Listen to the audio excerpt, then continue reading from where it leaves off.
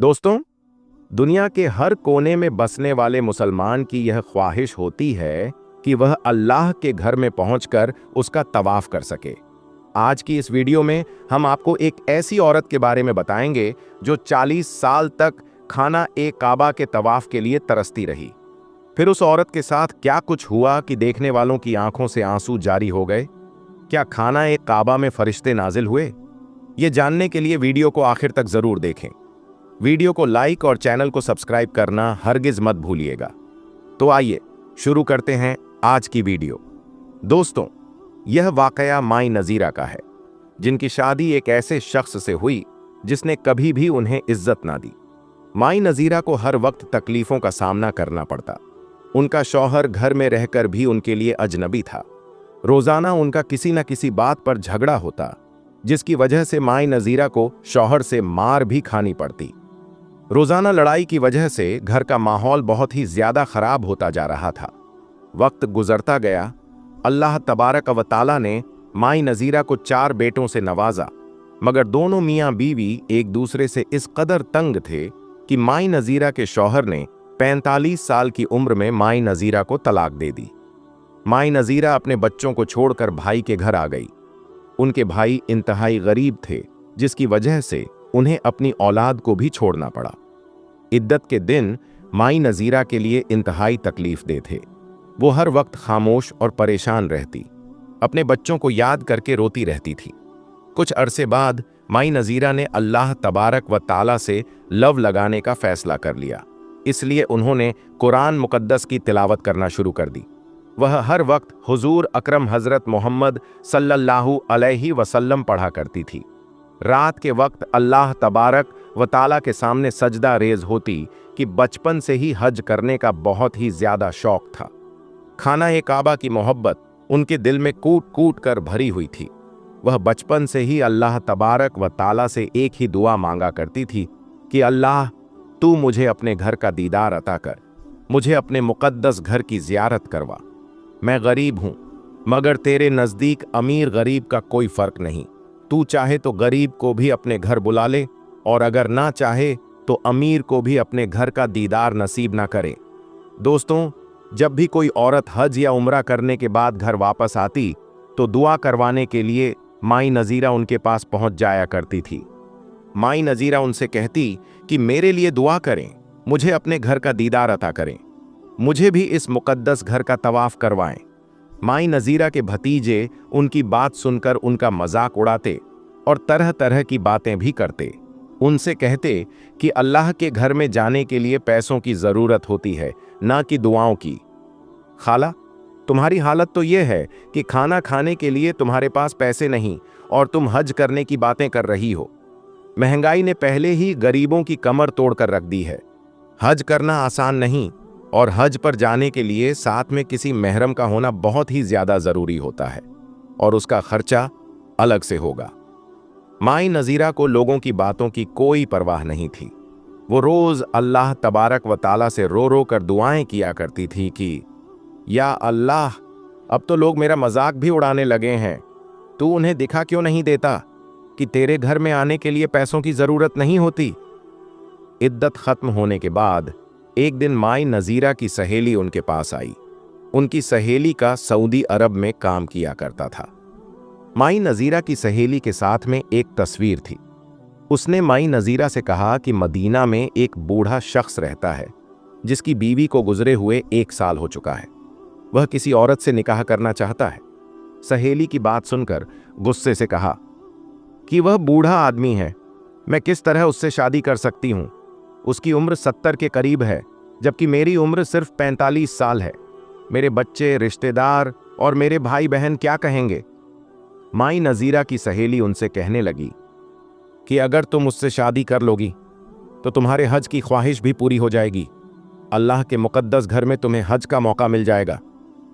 दोस्तों, हज का नाम सुनते ही माई नजीरा का दिल हो गया और वह शादी के लिए मान भी गई।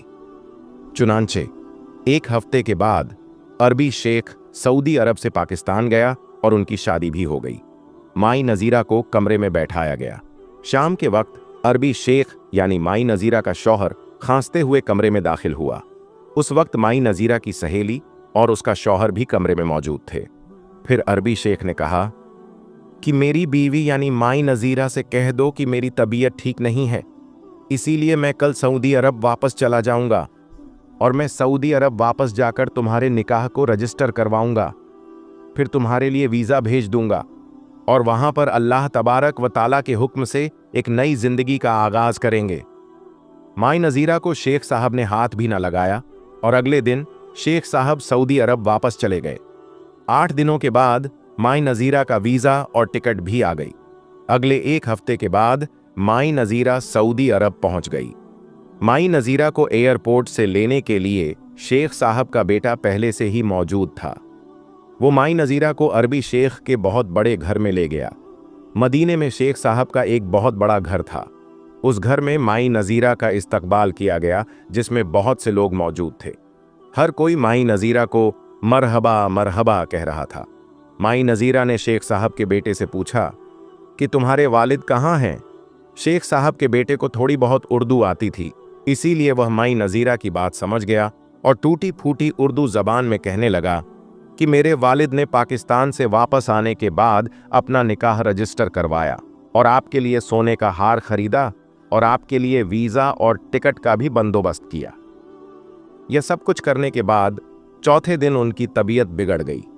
अचानक से उनका इंतकाल हो गया। मैंने सऊदी उलमा से इस बारे में पूछा तो उन्होंने कहा कि आप शरी लिहाज से मेरी वालिदा हैं, इसीलिए आप इद्दत अपने शौहर के घर गुजारेगी। माई नजीरा इस नई सूरत से बहुत ज्यादा परेशान हो गई, मगर जैसे तैसे दिन गुजरने लगे। दोस्तों, इद्दत के दौरान माई नजीरा ने महसूस किया कि शेख साहब का बेटा उनकी बहुत केयर करता है और अपनी वालिदा जैसी उनकी देखभाल करता है। इद्दत खत्म हुई तो जिल्ज का महीना शुरू होने वाला था। माई नजीरा ने अपने शौहर यानी शेख साहब के बेटे को बुलाया और कहने लगी कि मैं हज करना चाहती हूं, क्या तुम मेरे मेहरम के तौर पर मेरे साथ हज करने के लिए जा सकते हो? शेख साहब के बेटे ने कहा कि माँ जी, मैं जरूर आपके साथ चला जाऊंगा और आपकी तमन्ना को जरूर पूरा करूंगा, लेकिन मेरी एक शर्त है, आप दुल्हन बनकर हज से पहले उम्रा अदा करें। पहले तो माई नजीरा ना मानी, लेकिन हज की ख्वाहिश की वजह से शेख के बेटे की बात माननी पड़ी। जब माई नजीरा दुल्हन बनकर खाना काबा पहुंची तो सब लोग दंग रह गए। यह रात का वक्त था। बेटे के कहने पर माई नजीरा ने दुल्हन के लिबास में ही नफील अदा की। जैसे ही नफील अदा करके माई नजीरा हरम शरीफ के फर्श पर बैठी और रो रो कर शुक्राने की अदा करने लगी कि तेरा लाख लाख शुक्र है कि तूने मुझे अपने घर की जियारत बख्शी। अभी वह दुआ कर रही थी कि उन्होंने देखा कि आसमान में खाना काबा के ऊपर कोई नूरानी मखलूक जाहिर हुई, जिसने दुआ के लिए हाथ उठा रखे थे। यह देखकर माई नजीरा हैरान रह गई, क्योंकि वह मखलूक माई नजीरा की तरफ दिखाई दे रही थी। यानी अल्लाह तबारक व ताला ने माई नजीरा की दुआ कबूल कर ली, फिर हज किया और फिर बाकी जिंदगी खाना काबा में इबादत करते हुए गुजार। दोस्तों, इस दुनिया में कोई जगह ऐसी नहीं है जो खाना काबा की तरह मुकद्दस और मरकज हैसियत रखती हो। खाना काबा सऊदी अरब के मक्का शहर में मौजूद है। रोजाना हजारों की तादाद में मुसलमान 24 घंटे खाना काबा का तवाफ करते हैं। खाना काबा की तस्वीर करोड़ों मुसलमानों के घरों की ज़ीनत है। दुनिया का हर मुसलमान काबे को अपना किबला तस्लीम करते हुए इसकी तरफ मुंह करके रोजाना 5 वक्त की नमाज अदा करता है। दोस्तों, खाना काबा का इतिहास बड़ा ही दिलचस्प रहा है और बहुत कम लोग हैं जिनको खाना काबा की हिस्ट्री पता होगी। तो आज की खूबसूरत वीडियो में हम आपको खाना काबा की 10 ऐसी बातें बताएंगे जिनके बारे में शायद ही आपने पहले सुना होगा। दोस्तों, सबसे पहले बात करते हैं कि खाना काबा को कब, कैसे और किसने तामीर किया। हम आज जिस काबा को देखते हैं वह हमेशा से ऐसा नहीं था। कुदरती आफत और कई अलग वजहों से वक्त वक्त पर काबे की तामीर की जरूरत पड़ती रही है। दोस्तों, हम में से अक्सर लोग यह सोचते हैं कि काबा की तामीर सबसे पहले हजरत इब्राहीम अलैहिस्सलाम और उनके बेटे इस्माइल अलैहिस्सलाम ने की, मगर ऐसा नहीं है। रिवायतों में आता है कि जब अल्लाह ताला ने हजरत आदम अलैहिस्सलाम को जन्नत से इस दुनिया पर भेजा, तब आदम अलैहिस्सलाम ने अल्लाह के हुक्म से खाना काबा को तामीर किया, जिसके लिए आदम अलैहिस्सलाम ने मुख्तलिफ पहाड़ियों से पत्थर लाकर काबे की नींव रखी। उसके बाद हजारों सालों बाद नूह अलैहिस्सलाम के ज़माने में जब तूफ़ान ए नूह आया, तब खाना काबा तूफ़ान ए नूह की वजह से ढह गया, मगर काबे की नींव बची रही। बाद में इब्राहीम अलैहिस्सलाम ने अल्लाह के हुक्म से अपने बेटे इस्माइल अलैहिस्सलाम के साथ मिलकर उसी नींव पर काबे को फिर से तामीर किया। फिर नबी करीम सल्लल्लाहु अलैहि वसल्लम के ज़माने में नबूवत से पहले कुरैश वालों ने फिर से खाना काबा को तामीर किया। कुरैश के लोग अक्सर हराम तरीके से पैसे कमाया करते थे, मगर उन्होंने कसम खाई थी कि काबा की तामीर सिर्फ हलाल पैसे से करेंगे, मगर वह पूरी तरह से कामयाब ना हो सके और वसय काबे की छत का काम अधूरा ही रह गया। उसके बाद जो तामीर हुई वह सैयदना अब्दुल्लाह बिन जुबैर रजी अल्लाह ताला अन्हु के द्वार में हुई। फिर आखिरी बार अब्दुल मलिक बिन मरवान के कहने पर हज्जाज बिन यूसुफ ने कुरैश के बनाए हुए काबा को गिराया और उसी नींव पर फिर से खाना काबा को तामीर किया, और आज जो हम खाना काबा को देखते हैं वह उसी वक्त से तामीर किया हुआ है। दोस्तों, नबी करीम सल्लल्लाहु अलैहि वसल्लम के ज़माने में कोई भी मुसलमान खाना काबा में आ जा सकता था और इबादत कर सकता था। खाना काबा हफ्ते में 2 बार अवाम के लिए खोला जाता था, मगर आज के वक्त में मुसलमानों की तादाद और वजूहात के चलते साल में सिर्फ 2 मर्तबा ही खाना काबा को खोला जाता है। उसमें भी सिर्फ आला शख्स और ख़ास मेहमान ही खाना काबा में दाखिल हो सकते हैं। दोस्तों, क्या आपको पता है कि खाना काबा में पहले 2 दरवाजे हुआ करते थे?